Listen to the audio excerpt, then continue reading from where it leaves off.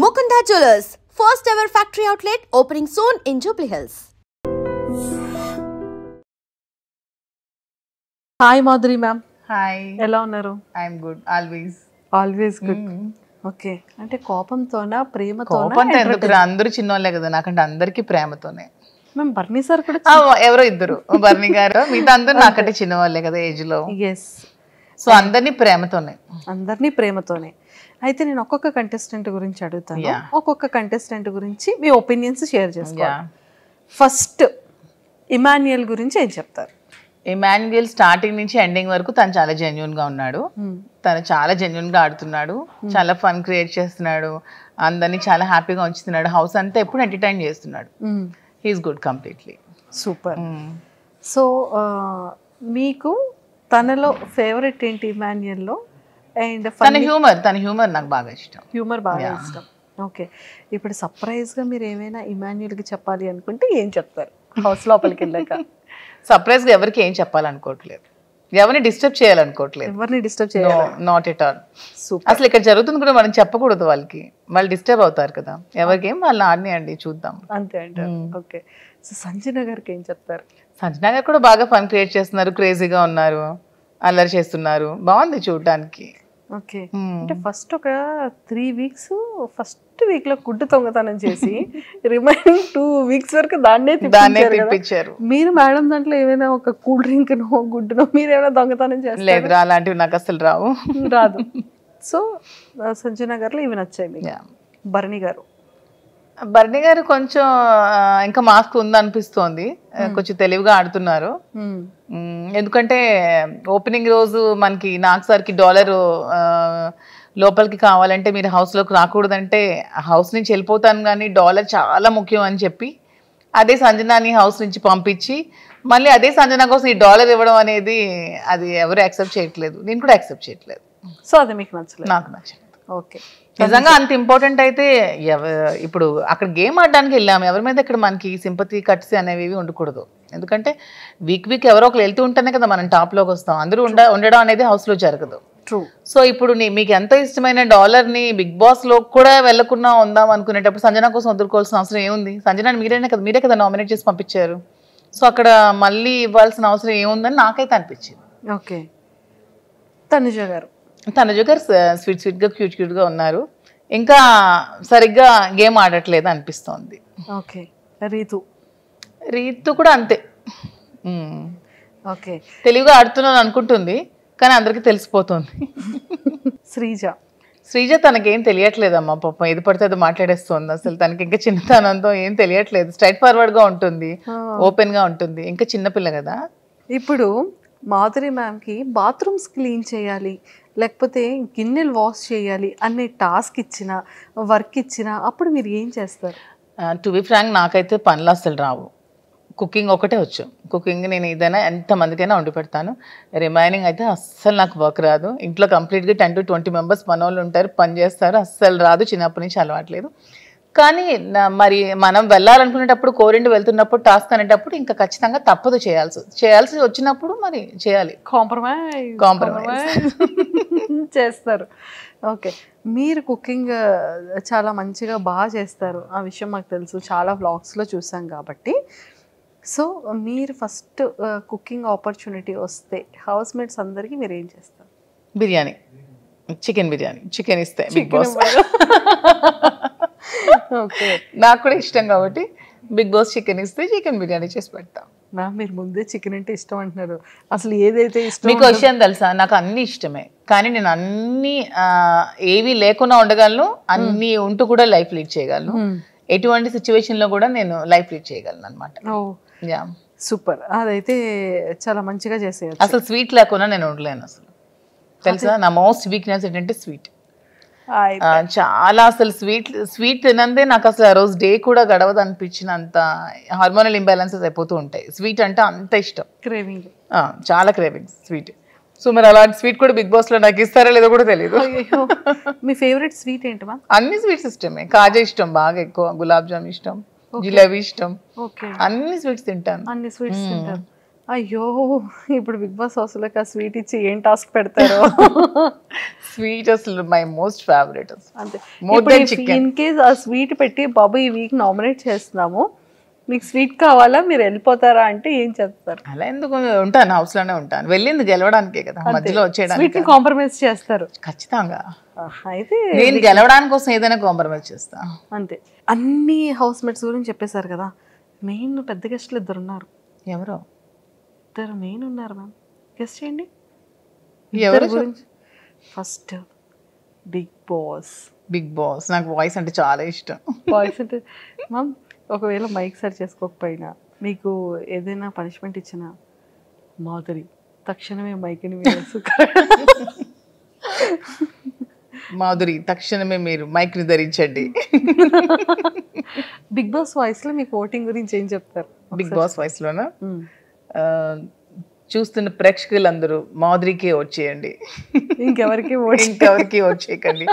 ఇది big boss నిర్ణయం, big boss నిర్ణయం, ఆదేశం, ఇది ఫైనల్. ఓకే, సో ఖచ్చితంగా మన వాళ్ళందరూ అమ్ము అని వేసేస్తుంటారు. నాగ్ సార్ గురించి ఏం చెప్తారు? నాగ్ సార్ అంటే మాకు చాలా ఇష్టం, శ్రీనివాస్ గారికి ఇంకా చాలా ఇష్టం.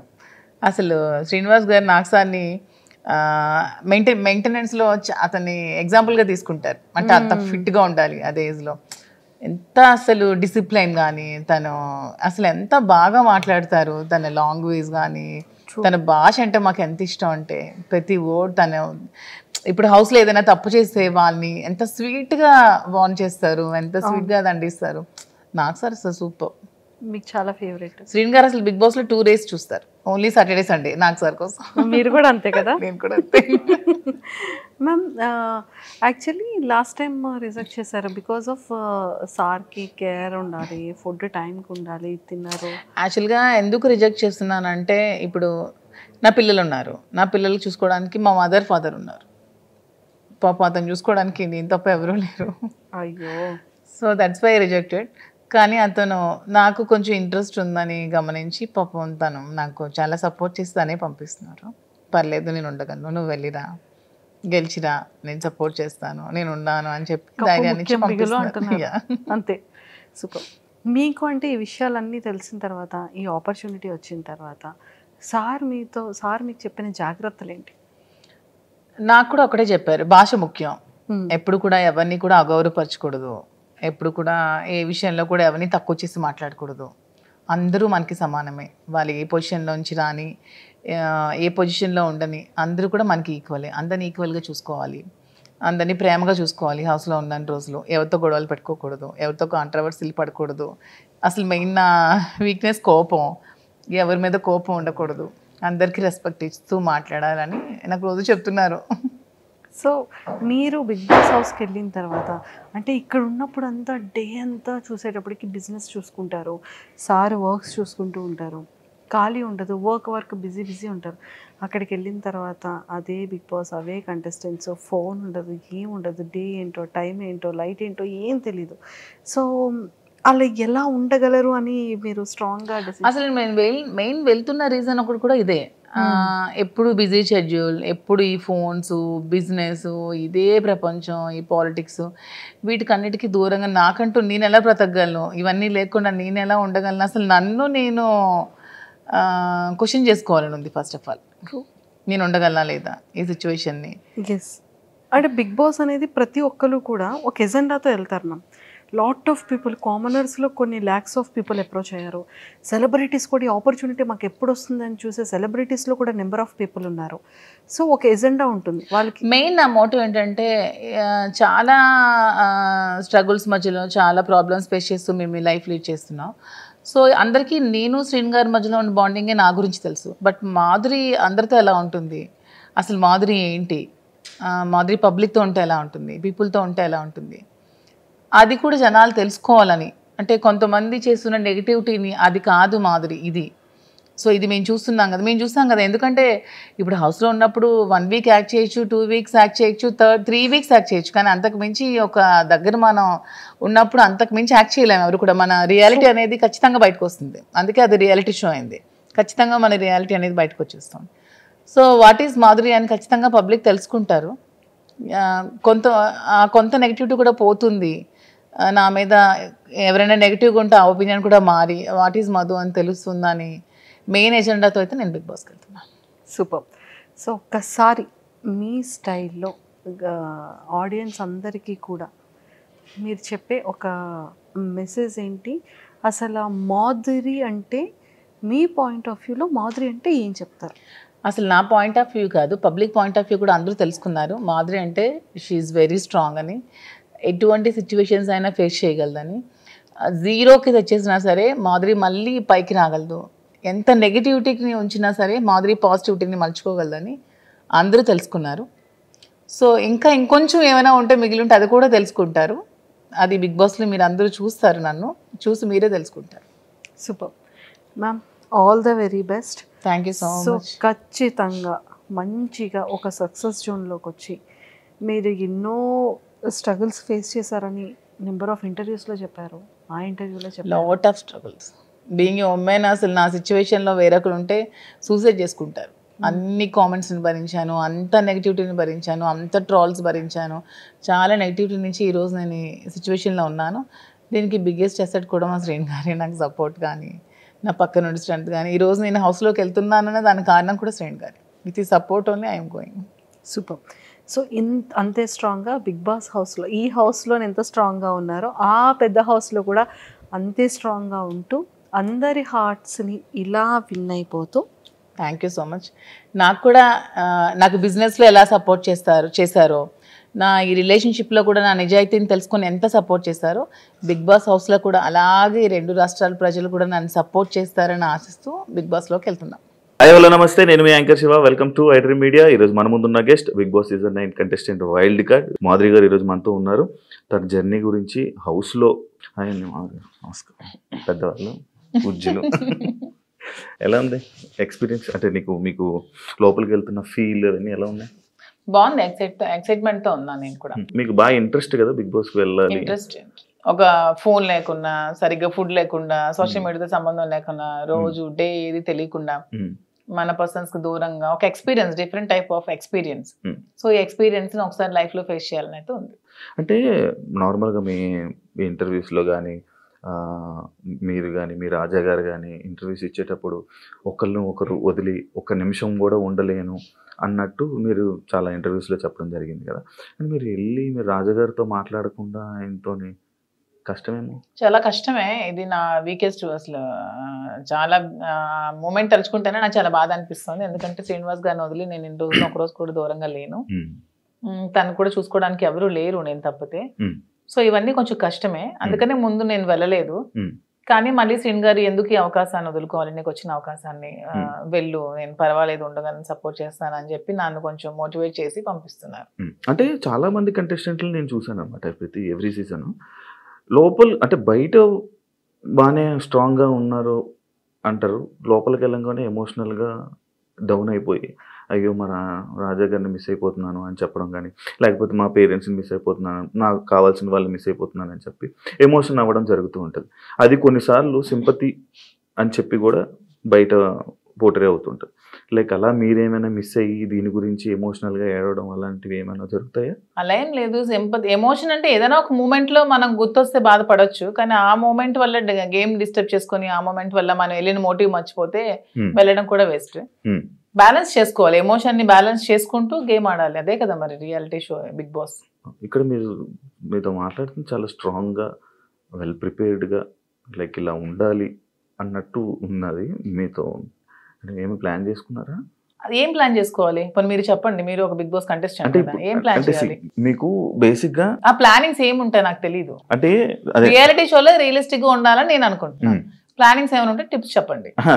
టిప్స్ చెప్పడం కదా, అంటే స్టార్టింగ్ వెళ్ళే కంటెస్టెంట్లకి వాళ్ళకి ఏం తెలియదు, ఎవరు వస్తున్నారు ఏంటి, వాళ్ళ క్యారెక్టర్ ఏంటి, వాళ్ళు ఎలా బిహేవ్ చేయబోతున్నారు ఏంటి అనేది మనకు ఒక ఐడియా ఉంటుంది. కాకపోతే వైల్డ్ కార్డ్ వాళ్ళకి ఒక ప్లస్ పాయింట్ ఉన్నది. అంటే ఏ కంటెస్టెంట్ ఎలా ఆడబోతున్నాడు, ఏ కంటెస్టెంట్ ఎలా ఆలోచించబోతున్నాడు, వాడు ఏం చేయబోతున్నాడు, వాడి స్టెప్స్ ఏంటి అనేది మనకు ముందే ఒక ఐడియా ఉంటుంది. అంటే మీరు మొత్తం చూసారా ఈ 4 weeks? నేను మొత్తం చూడలేదు, అప్పుడప్పుడు చూస్తున్నాను. వాళ్ళకి ఎలా తెలియదో మాకు కూడా వాళ్ళు ఎలాగో తెలియదు. నాకు వాళ్ళ పేర్లు ఇప్పుడు తెలుసు అంతే, అంతకుమించి నాకు తెలియదు. అందులో మాస్కులతో ఆడినప్పుడు వాళ్ళు ఎప్పుడు ఎలా మారుతారో కూడా ఎవరికి తెలియదు. ఈ రోజు ఇలా ఉండొచ్చు, రేపొద్దున ఇంకొకలా ఉండొచ్చు. ఒక రోజు ఒకలా గేమ్ ప్లాన్ ఉంటుంది వాళ్ళు, ఇంకో రోజు ఇంకోలా ఉంటుంది. సో ఆ స్ట్రాటజీ కూడా కంప్లీట్ గా మనకు తెలియదు, తెలుస్తుంది అనేది అపోహ అంతే కదా. ఈ రోజు మీ గేమ్ ప్లాన్ ఒకలా వాళ్ళు ప్లాన్ చేసుకోవచ్చు, నెక్స్ట్ మూమెంట్ కి వాళ్ళు మారొచ్చు, ఇలా కాదు నేను ఇంకోలా ఆడాలని మారొచ్చు. సో ఒకే స్ట్రాటజీ మెయింటైన్ అవ్వదు కదా. అంటే లైక్ మాస్క్లు అని చెప్పి అన్నారు కాబట్టి ఎవరైనా మాస్క్ పెట్టుకుని ఆడుతున్నట్టు అనిపిస్తుంది? అందరూ ఆడుతున్నట్టు అనిపిస్తుంది, ఎవరు జెన్యున్ లేరని అనిపిస్తుంది. మీరు వెళ్ళాక మిమ్మల్ని కూడా మాధురి గారు ఎందుకో మాస్క్ వేసుకొని ఆడుతున్నారు అని అంటే మీరేం? నేను వచ్చాక క్వశ్చన్ చేస్తే ఆన్సర్ నేను చెప్తాను, మీకు అలా అనిపిస్తే. నేను వెళ్ళిన తర్వాత మీకు నేను ఏమైనా మాస్క్ వేసుకున్నట్టు అనిపిస్తే, వచ్చిన తర్వాత మీరు ఇదే క్వశ్చన్ మీకు ఉంటే అప్పుడు ఆన్సర్ చేస్తాను. మిమ్మల్ని ఎప్పుడు ఇంటర్వ్యూలో తప్ప బయట మీ గురించి తెలియదు, మీ ఎమోషన్స్ గురించి తెలియదు. ఎలాంటి విషయాల్లో మీరు కోపడుతుంటారు, ఎలాంటి విషయాల్లో మీరు ఎమోషనల్ గా డౌన్ అవుతుంటారు? నాకు చాలా విపరీతమైన కోపం అసలు, యాక్చువల్గా చాలా అంటే చాలా కోపం. అసలు ఆ కోపాన్ని ముందు ఎలాగా అంచుకోవడానికి నేను ఒక ప్లాట్ఫామ్ అనుకుంటున్నాను. శ్రీనివాస్ గారు చాలా చెప్తున్నారు, చెప్పి పంపిస్తున్నారు. చాలా కోపం, అక్కడ ఏదైనా ఒక అన్యాయం జరుగుతోంది, అక్కడ తప్పు జరుగుతోంది, అది బాగాలేదు, అలా చేయకూడదు వాళ్ళ అనే మూమెంట్ నాకు అనిపించినప్పుడు నాకు చాలా అసలు ట్రిగ్గర్ అయిపోతాను, చాలా కోపం వచ్చేస్తుంది. అంటే ఎవరైనా ట్రిగ్గర్ చేసి ఈజీ, అది మీ వీక్నెస్ కదా. నేను ఎవరైనా ట్రిగ్గర్ చేస్తే ట్రిగ్గర్ అవ్వను, నాకు అది నచ్చకపోతే ట్రిగ్గర్ అవుతాను. అదే మీకు నచ్చని పనులు ఎవరో చేస్తారు, మరి అది వీక్నెస్ అవుతుంది కదా. అలా ప్రతిసారి ట్రిగ్గర్ అయిపోతుంది. ట్రిగ్గర్ అయ్యి వాళ్ళకి చెప్తాను, అది చేయకూడదు, మీరు ఇలా చేయండి, ఇది కరెక్ట్ కాదు, కరెక్ట్ చేసుకోండి అని చెప్తాను. వింటే ఓకే, వినకపోతే ఇంకా వాళ్ళ ఇష్టం. అండ్ ఇంకొకటి, చాలా మంది సీజన్స్లో అంటే మీ ఏజ్ కేటగిరీ గ్రూప్ ఉన్న పీపుల్ ఫాస్ట్గా ఎలిమినేట్ అయిపోయి వచ్చేసే ఛాన్సెస్ ఎక్కువ అనమాట. అది కాకుండా వైల్డ్ కార్డ్స్ కూడా లోపలికి వెళ్ళిన వెంటనే ప్రతిసారి అంటే ఎందుకు ఎక్కువ రోజులు సస్టైన్ అవ్వలేము, లోపల ఉండలేము అని బయటకు వచ్చేసే కానీ ఆ భయంతో ఎందుకు యాక్సెప్ట్ చేయడం, ఫస్ట్ వెళ్తే బాగుంది కదా అని అనిపించలేదా? అలా ఏం లేదు, వైల్డ్ గా ఉంటాను కాబట్టి వైల్డ్ కార్డ్ అనుకుంటున్నాను. అది అర్థమవుతుంది వైల్డ్ ఉంటారని. దాంట్లో ఎందుకు అంటే మీ ఏజ్ మేము గెలవకూడదా, మేము ఆడలేమన్నా మీ ఒపీనియన్, ఎందుకు మమ్మల్ని సపోర్ట్ చేయరా పబ్లిక్ సపోర్ట్ చేస్తారు అంటే నేను ఆ విధంగా. అంటే మీరు అన్నారు కదా మీ ఏజ్ వాళ్ళు వచ్చేస్తారు, మీ ఏజ్ వాళ్ళు త్వరగా వెళ్ళినట్టు, అది అనేది జనాలు ఒక ఒపీనియన్, జనాలకి ఒక ఒపీనియన్ అలా ఉండిపోయింది. ఎందుకు ఉండిపోయింది అంటే అది ఎందుకు నాకు అర్థం కాదు. ప్రతిసారి ఆ సీజన్ లో అలా జరగడం వల్లేమో, ప్రతి సీజన్స్ లో అలా జరగడం వల్లేమో. మేము సరిగ్గా గేమ్ ప్లే చేయలేమా, మేము సరిగ్గా స్ట్రాటజీ ప్లాన్ చేయలేమా, మేము ఫిజికల్ గేమ్స్ ఆడలేమా, మేము అన్ని 100% పర్ఫెక్ట్ గా ఇచ్చినప్పుడు మమ్మల్ని మేమే ఎందుకు ఎలిమినేట్ అవుతామని అనుకోవాలి. అంటే ఇప్పుడు మీకు అంటే లైక్ ఇంత బిఫోర్ ఇంటర్వ్యూలో చూసాను, నాకేమో డబ్బుకు అంత పెద్ద కరువు ఏం లేదు, నా దగ్గర కావాల్సినంత డబ్బు ఉందన్నారు. అంటే మీ డబ్బు ఉన్న వాళ్ళు అక్కడ బాత్రూమ్లు కడగమంటే బాత్రూమ్లు, గిన్నెలు కడగమంటే గిన్నెలు, కింద తోడమని తొడగలరా? అదే కొంచెం కష్టం. అదే ఇలాంటి విషయాలు ఉంటాయి కదా, అలా దానికోసం అడిగాను క్వశ్చన్. కానీ శ్రీనివాస్ గారు దాన్ని కూడా నాకు మెంటల్ గా ప్రిపేర్ చేశారు, అంటే ఏ సిచ్యువేషన్ లో కూడా ఇలా ఉండాలి. ఇక్కడికి వచ్చాక కడిగిద్దామనా? నేను అసలు చీపురు పట్టుకుంటేనే అతను చూడలేరు. అదే మరి ఇప్పుడు అక్కడ అలా ఉంటాయి. అది కాకుండా మిమ్మల్ని అనరాని మాటలు అంటుంటారు. నాకు ఇష్టమైనది, నాకు వంట వచ్చు కదా, నేను వంట చూస్ చేసుకుంటాను, వాళ్ళకి చేయమని. అంటే మీకు నచ్చింది ఎవరు కదా, అది బిగ్ బాస్, అది బిగ్ బాస్ రిక్వెస్ట్ చేసుకుంటాను. మంచిగా మాట్లాడా. మీ జర్నీని నేను తెలుసుకోవాలనుకుంటున్నాను. లైక్ అన్ని ఇంటర్వ్యూస్లోనే లైక్ ఏదో అంటే ఇప్పుడు జరుగుతున్న ట్రెండింగ్ టాపిక్స్ ఇది, కానీ మీ జర్నీ ఏంటి, మీ ఎమోషనల్ స్టోరీ ఏంటి, అసలు మీ ఫస్ట్ నుంచి ఎలా ఇక్కడ దాకా ఇలా రావడానికి కారణాలు ఏంటి? నా జర్నీ కావాలంటే మీరు యూట్యూబ్లో ఓపెన్ చేస్తే మొత్తం జర్నీ వచ్చేస్తుంది, అది మ్యాటర్ చూసుకోండి. తర్వాత నా జర్నీ తెలియని ఆంధ్ర కానీ తెలంగాణ కానీ ప్రజలు ఎవరూ లేరు, అందరికీ తెలుసు. ఓకే, చిన్నప్పటి నుంచి నాకు బాగా స్పోర్టివ్ స్పిరిట్ ఎక్కువ, నాకు మంచి లీడర్షిప్ క్వాలిటీస్ చిన్నప్పటి నుంచే, కాలేజ్ డేస్ నుంచే మంచిగా లీడర్షిప్ క్వాలిటీస్ ఉండేదాన్ని, లీడర్షిప్ క్వాలిటీస్ మెయింటైన్ చేసేదాన్ని. ఆ క్వాలిటీస్ తో ఉన్న నన్ను మా నాన్నగారు కొంచెం ఆర్థోడాక్స్ కాబట్టి నాకు 19 years కే మ్యారేజ్ చేశారు. ఇంటర్మీడియట్ లో మ్యారేజ్ అయింది, సెకండ్ ఇయర్ లో. మ్యారేజ్ అయ్యాక కూడా నేను కొద్ది రోజులు ఫారెన్ వెళ్ళి షిప్ లో ఉండి, నాకు ఇండియా అంటే అభిమానం కాబట్టి ఇండియాలోనే ఉండాలని డిసైడ్ అయిపోయి నేను ఇండియాకే వచ్చేసి మళ్ళీ స్టడీస్ కంప్లీట్ చేసి నా డిగ్రీ కంప్లీట్ చేశాను. కంప్లీట్ చేసి అప్పటికే మా ఇద్దరికి కంపాటిబిలిటీ సరిగ్గా లేనందువల్ల నేను ఇంకా నాకంటూ ఒక ఇండిపెండెంట్గా బతకాలని నిర్ణయించుకొని పెట్రోల్ బంక్స్ అవి స్టార్ట్ చేశాను, రియల్ ఎస్టేట్ చేశాను, కన్స్ట్రక్షన్ చేశాను. సో ఆ ఫీల్డ్లో ఉండేదాన్ని. ఇంకా కొంచెం మైండ్ డీవియేషన్కి డాన్స్ క్లాసెస్ ఫ్రీగా చెప్పాను. ఫ్రీగా చాలా మందికి, వేల మంది పిల్లలకి, విద్యార్థులకి ఫ్రీగా డాన్స్ నేర్పించాను. భరతనాట్యం, లేడీస్కి కోలాటం డాన్స్ అవి నేర్పించాను. చాలా సోషల్ యాక్టివిటీస్ చేశాను. ఇవన్నీ యాక్టివిటీస్ చూసి గమనించి నన్ను పాలిటిక్స్లోకి ఇన్వైట్ చేశారు.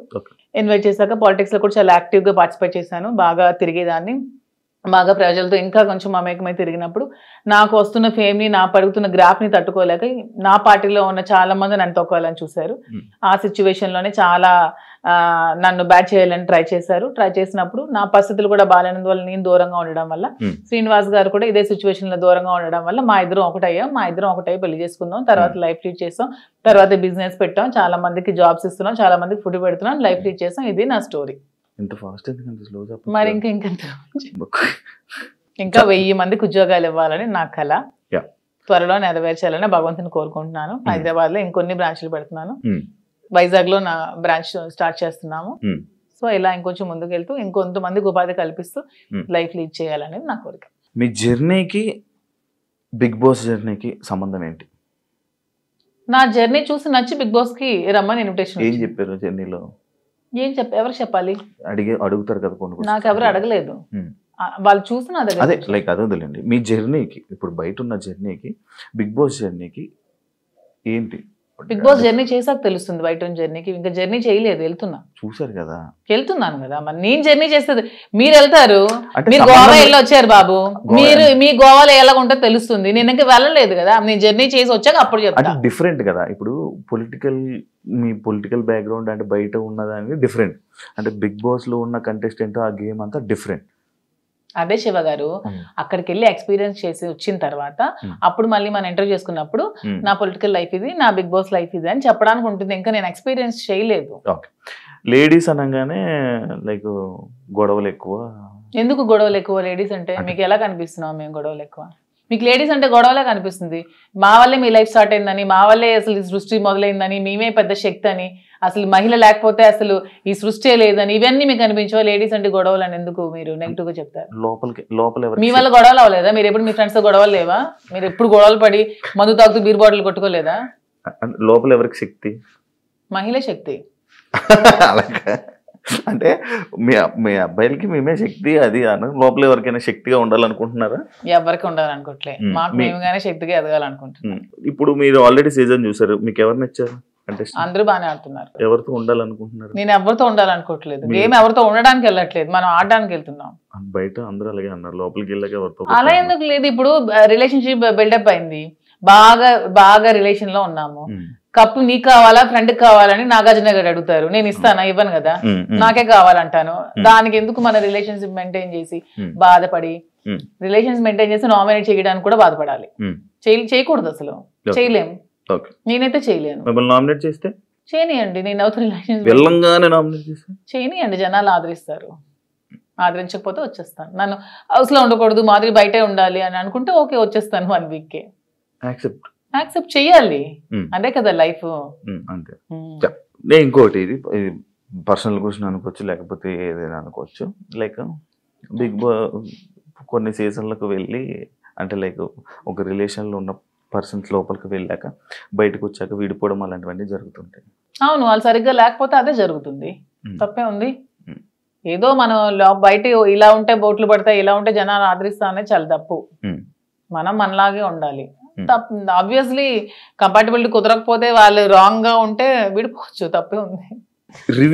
రివ్యూస్ చూస్తుంటారా బయట? లేదు, నేను చూడను. అసలు మీకు బిగ్ బాస్ మీద ఐడియా ఉందా? ఉంది. ఏముంది? Bigg Boss. మీకు బిగ్ బాస్ అంటే ఏమనుకుంటున్నారు? బిగ్ బాస్ అంటే ఒక బిగ్గెస్ట్ రియాలిటీ షో, ఒక నేషనల్ ఛానల్లో ఒక మంచి ప్లాట్ఫామ్ వెళ్ళిన ఎవరికైనా సరే అది మంచిగా యూజ్ చేసుకుంటే మనం మంచిగా లైఫ్లో షైన్ అవ్వచ్చు. దాన్ని ఎక్కడైనా మనం మిస్యూజ్ చేసుకుంటే అక్కడే ఉండిపోతాం నెగిటివ్గా.